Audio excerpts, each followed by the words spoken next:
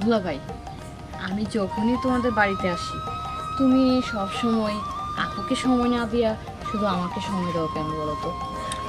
আরে আমার লক্ষ্মীশালী, তুমি জানো না, তোমার আপুর কাছে যখন যাইতে যাই তোমার আপু ওখানে কাজ করবে, ওখানে কাজ করবে, ওইখানে যাইতে হবে, নানান রকমের বাহানা। এই জন্যই তো আমি আমার সুন্দরী শালীর কাছে আসি। সবই বুঝলাম, কিন্তু এইভাবে সব চললে তো মানুষের কানে কথা গেলে তো এটা অনেক খারাপ দেখা যায়, তাই না? আরে কে কি বলবে, আমরা তো শালী দুলাভাই, তাই না? আর তোমার আপু তো জানে না সব। হ্যাঁ, আপু জানে না ঠিক আছে, কিন্তু আপু জানতে কতক্ষণ? আপু তো এমনিতেই আমার সাথে সারাক্ষণ চিল্লাচিল্লি করে।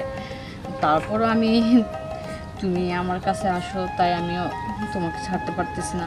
আমারও তোমাকে ভালো লাগে, তাই আমিও তোমার কাছে যাই। এখন এইভাবে আর কতদিন? এক কাজ করো না দুলা ভাই, এইভাবে না থেকে চলো আমরা বিয়ে করি।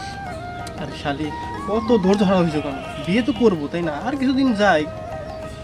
না দুলা ভাই, আমার এটা মনে হচ্ছে একটু খারাপ অবস্থা। আমার মনে হয় আমার পেটে তোমার বাচ্চা, তাই আমি বলতেছি যে এটা জানাজানি হওয়ার আগে আমরা বিয়ে করে ফেলি দুলা ভাই। আরে কি বলো, তাই নাকি? হ্যাঁ, আচ্ছা ঠিক আছে, বিষয়টা আমি দেখতেছি।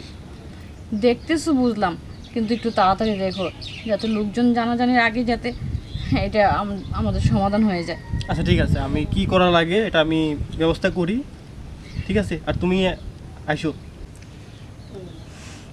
দুলা ভাই, তাড়াতাড়ি বিয়ের ব্যবস্থা করো।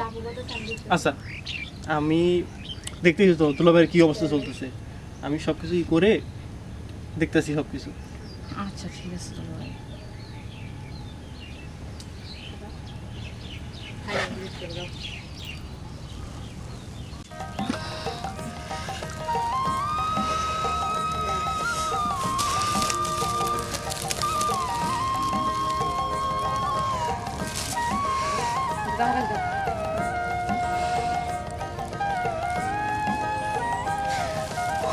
দুলা ভাই, অনেক হয়েছে, এবার ছাড়েন। ছাড়েন। আরে বাবা চলে আসবে।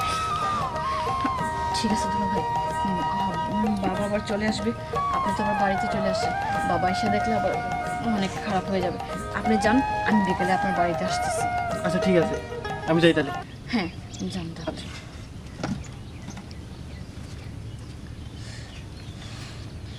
আমি কি থেকে যে কি করলাম, আমি তো কিছুই বুঝতে পারতেছি না। এই সমস্যা যে কীভাবে সমাধান করব। যাই হোক, বিকালে আগে আপুর বাসায় যাই, তার বিকেলে আগে আপুর বাসায় যাই, তারপর বাকিটা দেখতেছি।